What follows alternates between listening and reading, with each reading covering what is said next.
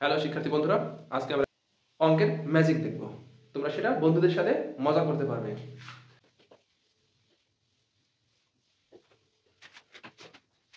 প্রথমে তুমি 16টি ঘর কেটে নিবে এবং ঘরগুলোতে 1 থেকে সিরিয়াল অনুযায়ী 16 পর্যন্ত লিখবে।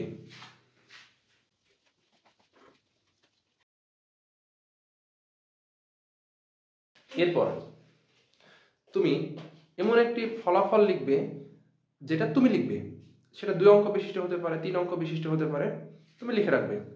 মনে করো সেটা লিখলাম তুমি 10, এটা একটা কাগজে লিখো, লিখে সেটাকে ঢেকে রেখে দাও।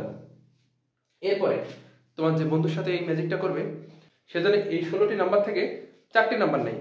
তবে শর্ত হচ্ছে যে ঘর থেকে নাম্বারটা নিবে সেই ঘরের কলাম এবং রো বরাবর আর নিতে পারবে না। যেমন মনে করো তোমার বন্ধু যদি 4 নেয়, পরবর্তীতে এই বরাবর নেওয়া যাবে না এবং এই বরাবর আর নিতে পারবে না।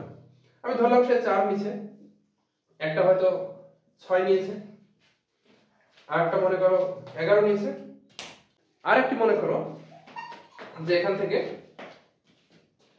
13 নিয়েছে।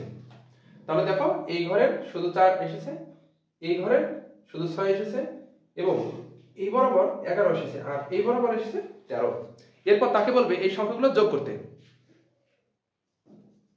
4 যোগ 6 যোগ 11 যোগ 13, এই যোগফলটা দেখো হয় 34। এই সংখ্যা ধরা এবং যোগ করাটা তোমার বন্ধু করবে, তুমি সেটা দেখবে না। তাহলে তোমার বন্ধু যোগফল পাবে 34। এরপরে তোমার বন্ধুকে বলবে যে এই যোগফল থেকে 24 বিয়োগ করতে। তাহলে দেখো তোমার যে রেজাল্ট তুমি আগে থেকে দিয়ে রাখছিলে তোমার বন্ধুকে সেটার সমান হয়ে যাচ্ছে। তুমি তো রেজাল্ট আগে থেকে জানো যে 10, এখানে কিভাবে এটা হলো বা 24 কেন বিয়োগ করতে বলবা। এই অঙ্কের ম্যাজিকটা হচ্ছে তুমি এই ছক থেকে বা 1 থেকে 16 পর্যন্ত যে সংখ্যাই তোমার বন্ধু ধরুক না কেন এই সিস্টেমে, তাহলে তার যোগফল অবশ্যই 34 হবে।